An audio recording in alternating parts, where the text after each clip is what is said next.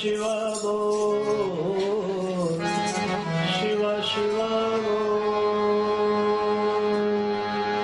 शिव शिव बोल, शिव शिव बोल, हर हर हर ओम, शिव शिव बोल, हर हर हर ओम, शिव शिव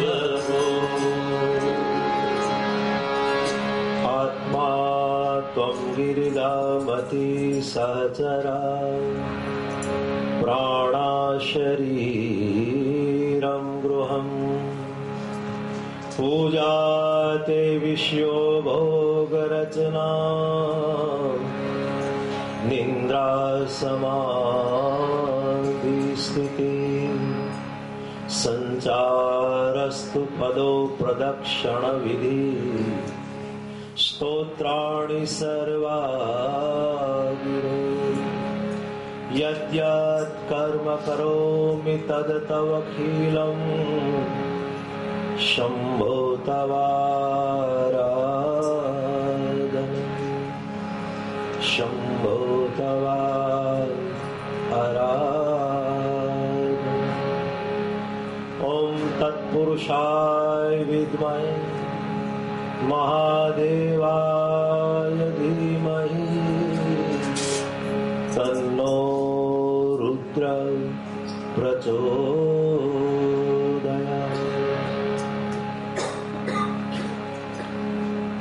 जगत गुरु शंकराचार्य ने भगवान शिव जी की आराधना करते हुए गाया, आत्मा त्वं गिरिधामति सहचरा।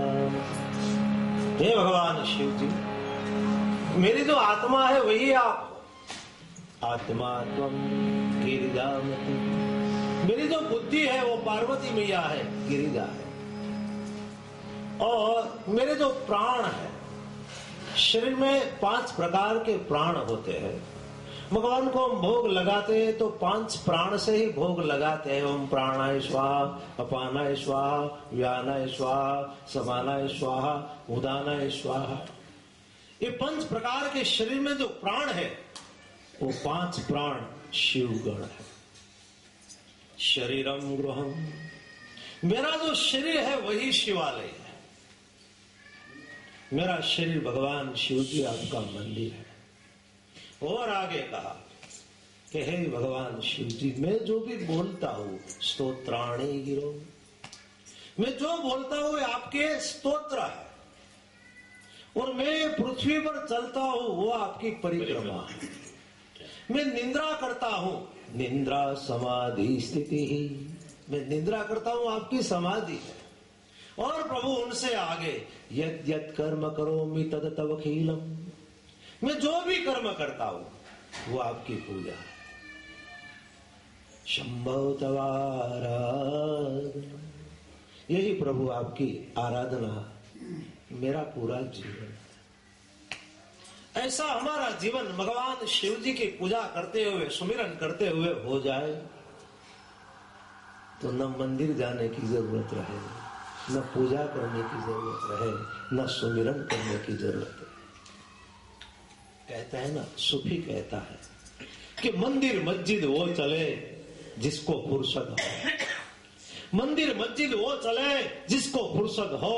हम तो उसकी याद में अश्क भर लेते हैं, हम तो उसकी याद में अश्क भर लेते हैं। मैं तो 24 घंटा प्रभु की याद में रोता हूं।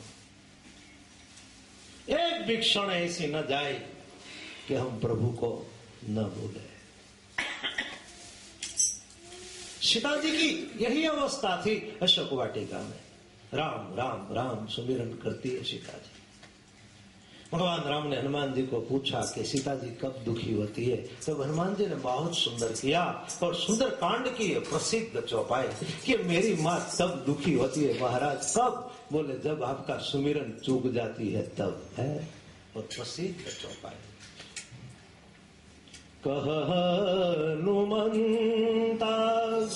विपति प्रभु सोई, जब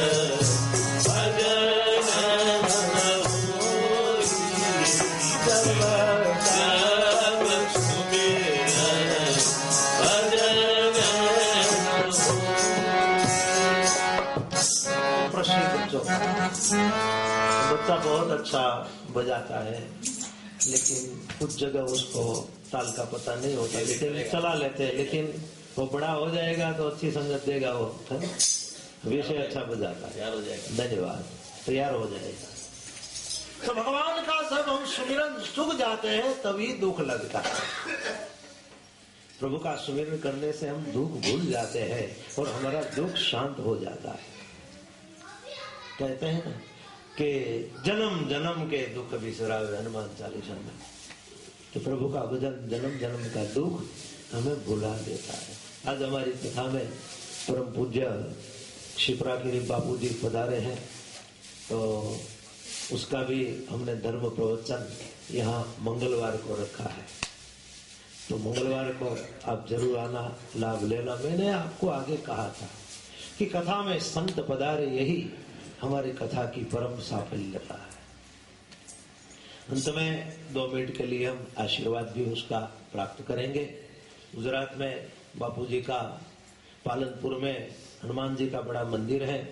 हनुमान जी के परम भक्त है और महान विद्वान संत है। तो अंत में आशीर्वाद भी उसका प्राप्त करेंगे। और मंगलवार को हम जो टाइम है हमारा प्रवचन का, उतना समय में हम पूरा लाभ लेंगे भैया। तो यहाँ हम कथा में आगे बढ़ते हैं। ध्यान देना कि भगवान शिव जी भोले बाबा कहते हैं, लेकिन सती मैया मानती नहीं है। सती मैया ऐसा कहती है कि मैं राम जी का दर्शन नहीं करूंगी, और हमने जिसकी कथा सुनी वो तो परम ब्रह्म है, और ये तो एक राजकुमार है, महाराज दशरथ जी का बेटा है। सीता जी का नाम लेकर रोता है और पशु और पक्षी को पूछता है कि सीता जी कहाँ है। महाराज मैं उसका दर्शन कैसे करूं? देखो ये बुद्धि है, क्योंकि सती मैया ने अगस्त्य महाराज के आश्रम में जब कथा सुनी तब वो बुद्धि को लेके बैठी थी। कथा भी सुनो, बुद्धि से नहीं शुद्धि से सुनो, बुद्धि से नहीं श्रद्धा से सुनो। हम मंदिर में आते हैं तो जूते चप्पल बाहर रखते हैं, ऐसे हम कथा सुने अथवा तो कथा के धाम में बैठे, मैदान में बैठे, तब हमारे बुद्धि और अभिमान उसको बाहर रखो। बुद्धि और अभिमान का जूता चप्पल बाहर रखो। बुद्धि से प्रभु को नहीं पकड़ सकेंगे। मंदिर में दर्शन करेंगे ना हम तो बुद्धि से दर्शन नहीं करना। बुद्धि से दर्शन करेंगे तो प्रभु में भी हमको भूल दिखाई पड़ेगी। आज मुकुट टेढ़ा है, आज वस्त्र पहना है वो बराबर ठीक नहीं लग रहे, ऐसा हम दोष निकालेंगे। लेकिन श्रद्धा से दर्शन करेंगे तो कोई दोष नहीं दिखाई पड़ेगा। प्रभु का दर्शन करो श्रद्धा से, शुद्धि से। बुद्धि के दो प्रकार है, बुद्धि के दो प्रकार है, कुबुद्धि और सद्बुद्धि, कुमति और सुमति। विभीषण भी रावण को मनाने के लिए बोला है, बड़े भैया सभी के हृदय में दो बुद्धि रहती है, कुमति सुमति सबके उर रही, नाथ निगम पुराण अस कही, जहाँ सुमति तहाँ संपत्ति नाना, जहाँ कुमति तहाँ विपत्ति निदाना। अब सबको ज्ञान है, जहाँ कुबुद्धि है वहाँ सदैव दुख है, और जहाँ सद्बुद्धि है वहाँ सदैव सुख और शांति। मैं आपको ये कहूंगा कि बुद्धि तो परमात्मा की देन है। हर जीव जन्म लेता है तो उसको बुद्धि आ जाती है, परमात्मा की देन है। बुद्धि तो परमात्मा देता है, हम जन्म लेते हैं तो हमारे में बुद्धि आ जाती है। लेकिन सद्बुद्धि ये धर्म ग्रंथों की देन है अथवा तो संतों की देन है। हम सत्संग करेंगे अथवा ये कथाओं सुनेंगे अथवा तो हम संतों के सानिध्य में रहेंगे तो हमारे जीवन में सद्बुद्धि आएगी। बुद्धि तो भव बंधन में डालती है, लेकिन सद्बुद्धि तो भव बंधन से हमें मुक्त करती है। बुद्धि तो दूसरे का बुरा सोचेगी, लेकिन सद्बुद्धि हमेशा दूसरे का भला सोचेगी। भला सोचने का जब मन में विचार आ जाए ना तो मान लेना हम में सद्बुद्धि आई है। बुद्धि तर्क वितर्क करती है, सद्बुद्धि कभी तर्क वितर्क नहीं करेगी। तो हमें कथाओं पाकर सद्बुद्धि प्राप्त कर रही है। सती मानती नहीं है। बोले बाबा ने वहां तक कहा कि मैं आपका प्राणनाथ हूं। पहली बात तो ये कि शंभु गिरा पुनि मृषा न होई, मेरी वाणी कभी असत्य नहीं होता, क्योंकि शिव कभी झूठ नहीं बोलते, वो तो सच बोलते हैं, क्योंकि सत्यम शिवम सुंदर। फिर भी जिस नारी के जीवन में प्रातिव्रत्य धर्म है तो नारी अपना पति जो बोले उसकी बात सच माने। ये प्रातिव्रत्य धर्म का पहला गुण है। लेकिन पति को भी अपनी पत्नी के सामने सच बोलना चाहिए। उसकी पत्नी सती है तो पति में भी सच्चाई होनी चाहिए। आप भरोसा रखो, मेरी बात को मानो। लेकिन नहीं मानी। मैंने कल आपको तुकाराम की बात की। तुकाराम की बात उसकी पत्नी अंतकाल तक नहीं मानी। तुकाराम के प्रसंग में आता है कि तुकाराम जब भगवान के धाम में जाते हैं ना, तब भी उसकी पत्नी को कहा कि आज मुझे प्रभु लेने आएंगे, तुझे आना है, मैं तो प्रभु के धाम में जा रहा हूं और तुझे भी प्रभु का धाम मिलेगा। उसकी पत्नी ने ना कह दी, मुझे नहीं आना है, आपको जाना है तो जाओ। उसकी पत्नी ने ना कह दी, बोलो भाई। और तुकाराम गए हैं इंद्रियाणी नदी। उसके जितने भक्त लोग थे ना, वो सब कीर्तन कर रहे थे, जय जय विठल राधे विठल, जय जय विठल राधे विठल। और तुकाराम ने इंद्रियाणी नदी उसके जल में प्रवेश किया, जल में आगे चलने लगे। अब तुकाराम का केवल मस्तक दिखाई पड़ता है, पूरा शरीर जल में डूब गया है। और उजरवा बुझा करके कहा तुकाराम ने कि भाइयों, आपकी आंख से दिखाई पड़े तो मैं इतना कहूं कि आज मुझे लेने के लिए विठलनाथ भगवान आए हैं। और प्रभु मुझे अपने दोनों हाथों से आदान बुझ से हृदय से लगा रहे हैं और प्रभु मुझे बैठ रहे हैं। और यहाँ तुकाराम जय जय विठल राधे विठल बोलते बोलते प्रभु के शरीर में अंतर ध्यान हो गए, समाविष्ट हो गए। लेकिन प्रभु का दर्शन करने के लिए भी हमारी ज्ञान दृष्टि होनी चाहिए। हमारी दृष्टि में पवित्रता होनी चाहिए। विकार होगा तो हम प्रभु का दर्शन नहीं कर सकते। हमारे यहाँ कुछ संत सदे परमात्मा के धाम में गए। एक तुकाराम जय जय विठल बोलते बोलते प्रभु के धाम में चले गए सदे।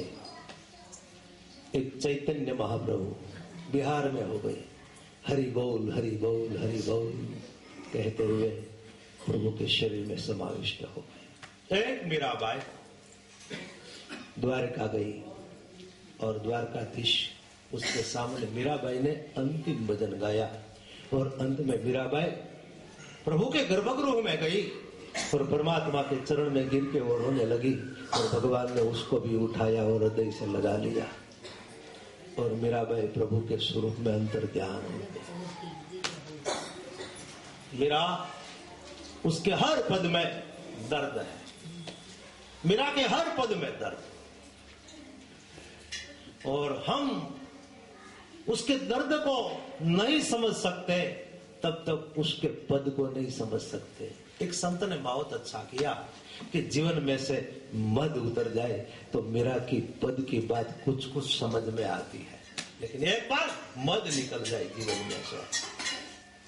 मीरा है एक वेदना, मीरा है एक दर्द। मैंने सुना है कि मीरा गत जन्म में गोकुल की गोपी थी जिसका नाम था रजनी।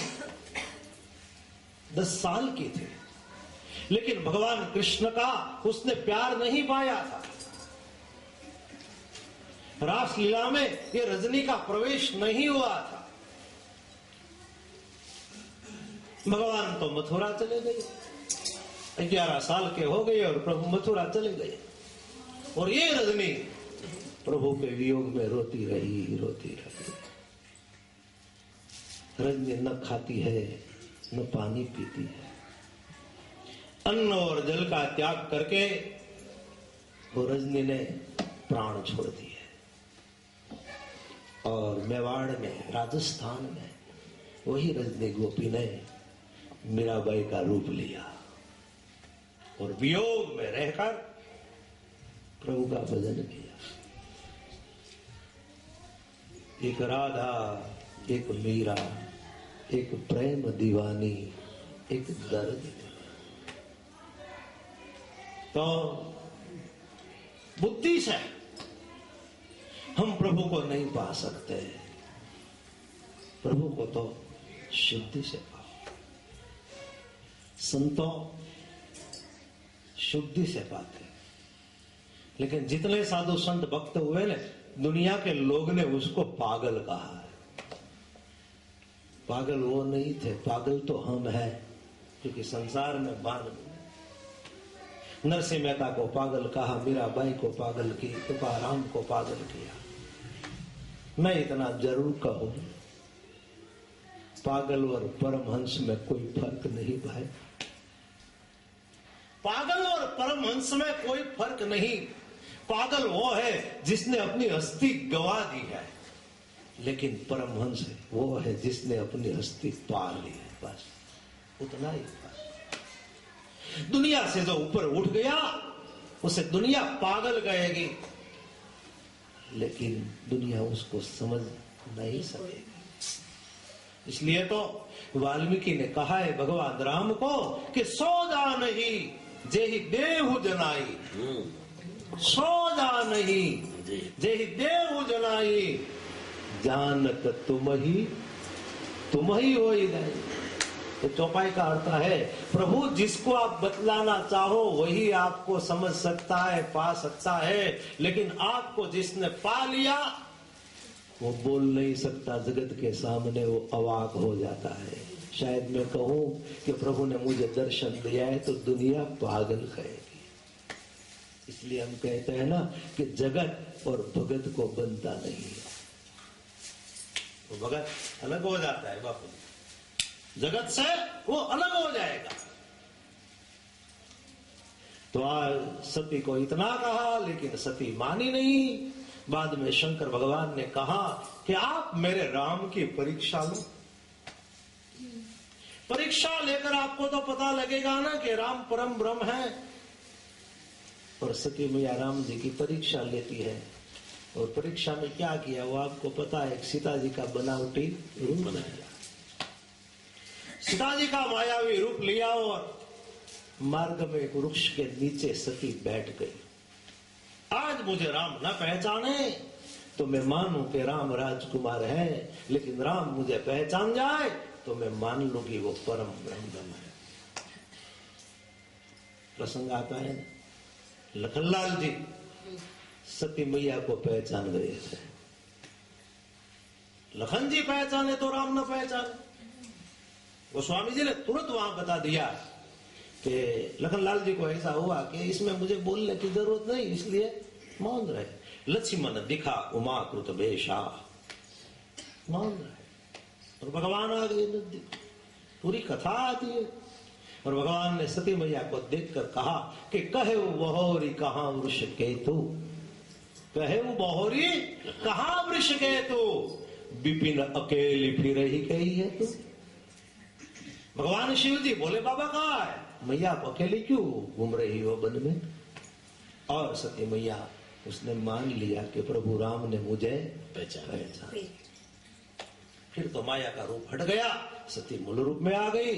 भगवान राम जी को प्रणाम किया और भगवान ने ऐसी लीला बताई कि चारों दिशा में उसको सीताराम का दर्शन होता है। सीताराम अलग नहीं हो सकते, क्योंकि राम ब्रह्म है, सीता शक्ति है, और शक्ति के बगैर ब्रह्म अपना कार्य पूर्ण नहीं कर सकते। रावण तो उठा गया था उसका मायावी प्रतिबिंब रूप, बाकी रावण की शक्ति ने सीता जी को छू सका है। रावण शायद जो स्पर्श करने जाए तो अग्नि में जल जाता। ये तो परमात्मा की सब लीला है, वो स्वामी जी ने बता दिया। आज ये प्रसंग है ना, इसलिए मैं रामायण को साथ में रख के बोल रहा हूं कि गिरा अरथ जल बीच समा कहियत भिन्न न भिन्न। गिरा अरथ जल बीच समा कहियत भिन्न न भिन्न। बंदो सीताराम पद जय ही परम प्रीखिन। बानी और अर्थ आप अलग तरीके से बोलेंगे तो अलग, बाकी अलग नहीं। बानी में ही अर्थ है और जल में ही तरंग होता, बोलने में अलग, बाकी अलग नहीं। ऐसे सीताराम अलग नहीं, दोनों एक। शिव और शक्ति भी अलग नहीं, दोनों एक है। लेकिन तर्क आता है, बुद्धि आती है तो शिव और शक्ति दोनों अलग हो जाते हैं। भगवान राम की माफी मांगी, गाले से एक चौपाई। मैं शंकर कहन माना, मैं शंकर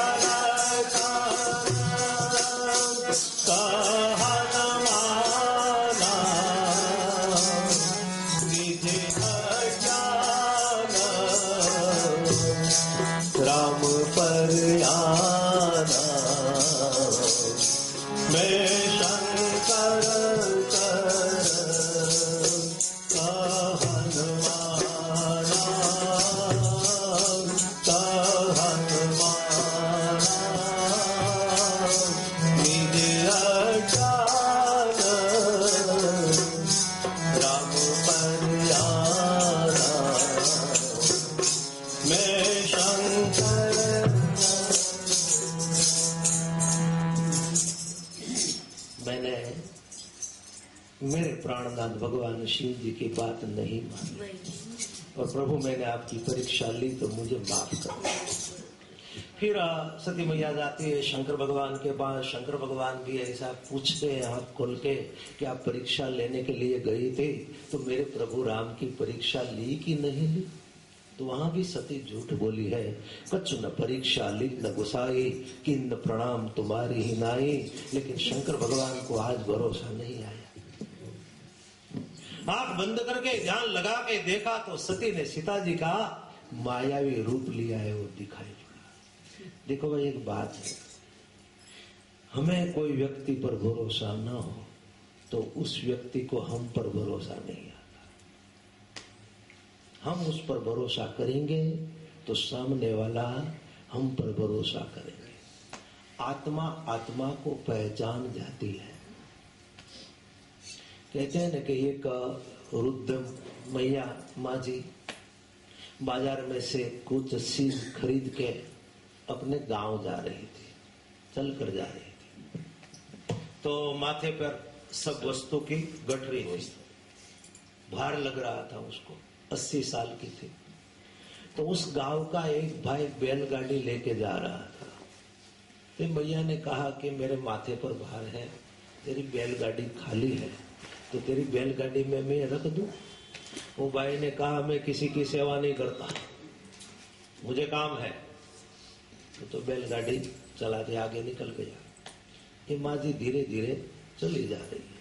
लेकिन ये भाई के मन में बुरा विचार आया कि माँ जी ने सामने से कहा तो गठरी ले लेती, बैलगाड़ी तो खाली थी।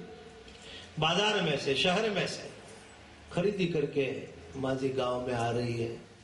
शायद इस गठरी में कोई कीमती चीज हो, गहना हो, कुछ पैसा हो, जो कुछ भी हो, मैं चोरी कर लूं और माँ जी मेरे घर आके वो गठरी ले जाए। बाद में मुझे ऐसा कहे कि ये चीज तो गठरी में से नहीं निकली, तो मैं कहूंगा मुझे क्या पता, आपने तो बैलगाड़ी में रखा था और आप ले गई, मुझे कुछ पता नहीं, मेरे पास तो जवाब है पूरा। तो ऐसा मन में बुरा विचार आया चोरी करने का। मार्ग में वो रुका। माँ जी आई धीरे धीरे। भाई ने कहा मैया आप गठरी रख दो और आप भी बैलगाड़ी में बैठ जाओ। माँ जी ने कहा बैठना भी नहीं है, गठरी भी नहीं रखनी है, तो तेरी गाड़ी चला के जाओ और मैं चलती आ रही हूँ। बोले क्यों? बोले तुझे जो कह गया वो मुझे कह गया। जो तेरे मन में वो मेरे। हाँ, जो तेरे मन में विचार आ गया तो भगवान ने मेरे मन में भी विचार दे दिया कि उसको देना नहीं, वरना आज तेरी चीज की चोरी हो जाएगी। तो आज बहुत अच्छे भगवान शिव जी उसको पता लग गया कि सती ने सीता जी का मायावी रूप लिया। तो शंकर भगवान क्या करते हैं? मन में प्रतिज्ञा ली शिव जी ने कि आज से मैं सती का त्याग करता हूं। जब तक ये सती का देह रहेगा तब तक उसके साथ मैं सांसारिक वृत्ति नहीं रखूंगा। मैं मन से उसका त्याग करता हूं। आकाश में से देवताओं ने पुष्प वृष्टि की और कहा भोले बाबा धन्य हो आपको, आपकी जय जय हो। आप तो धर्म ध्वज है, आप तो धर्म की धुरी को धारण करने वाले हैं और आपने अपना धर्म बचाने के लिए अपनी पत्नी का भी त्याग कर दिया। देवताओं ने पुष्प वृष्टि की। भोले बाबा ने सुना, अच्छा हुआ कि सती ने नहीं सुना। और शंकर भगवान ने कहा रुको, ज्यादा जय जयकार मत बोला। तब सती ने कहा महाराज पुष्प वृष्टि हुई और आपकी जयकार हुई, क्या बात हुई?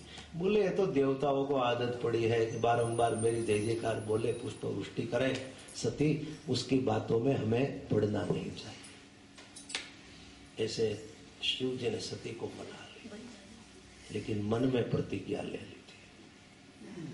अब सती को लेकर भगवान शिव जी कैलाश पर्वत पर जाते। कितने भोले बाबा सरल, कितने हैं कोमल, कितने दयालु। ये प्रसंग से हमें ये ज्ञान लेना है कि उसने विषपान तो किया, विषपान करके दुख सहन कर लिया, लेकिन उसने विषम परिस्थिति में भी दुख सहन कर लिया। मैंने कल बात की थी कि दुख भोगना आए तो अकेले भोगो। सुख का बंटवारा हो सकता है, कभी दुख का नहीं हो सकता भाई। जब से समझ में आ जाए ना, तो दुख किसी के पास गाओ मत। कोई तुम्हारा दुख दूर करने वाला नहीं, दुख केवल परमात्मा दूर करेंगे। गाना चाहो तो उसके पास गा लो, उसकी कृपा मांग लो।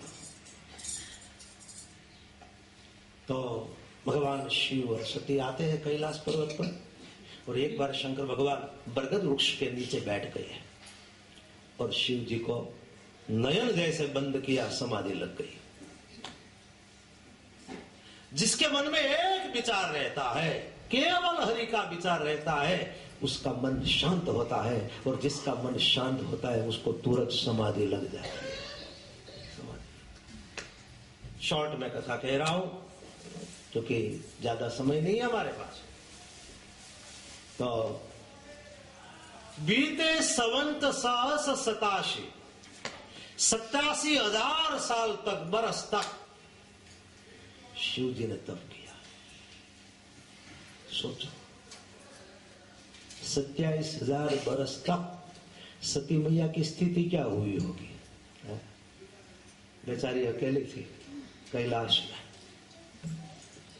पहला दुख तो उसको वो लगा था कि मेरे स्वामीनाथ जब भी ध्यान में बैठते हैं, पूजा में बैठते हैं अथवा तप करते हैं, तो वो मुझे कहते हैं कि आज सती में तप में बैठने वाला हूं। इस बार तो बोले ही नहीं और बस बैठ गए तप में। कितने साल बीत गए, रोती ही रही सती मैया। उसकी करुण कथा आती है पूरी। जैसे कुम्हार कहते हैं, कुम्हार ब्रिक, ईंटों को पकाने के लिए, मिट्टी के बर्तन को पकाने के लिए जैसे वो आग लगाता है, लेकिन आग अंदर ही जलती रहती है, बाहर दिखाई नहीं पड़ती। ऐसे सती का हृदय अंदर से जलता ही रहा।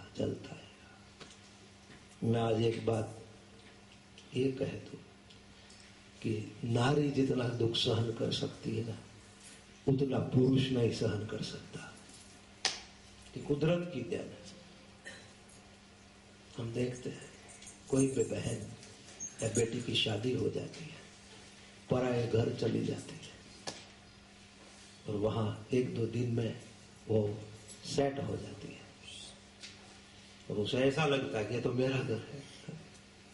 कोई पुरुष जाएगा तो वहां सेट नहीं होगा, 2 दिन या 3 दिन में अपने घर वापस आ जाएगा। ये परमात्मा की देन है। स्त्री सहन कर सकती है, कोई भी नारी शक्ति सहन कर सकती है, इतना पुरुष नहीं सहन कर सकता। और भगवान शिव जी जागृत हुए तो राम नाम शिव सुमिरन लागे, अन जाने वो सती जगतपति जागे। प्रभु जागृत हुए हैं और सती दौड़ी, शिव चरण में प्रणाम किया। अभी तक तो दुख हृदय में था, लेकिन भगवान शिव जी ने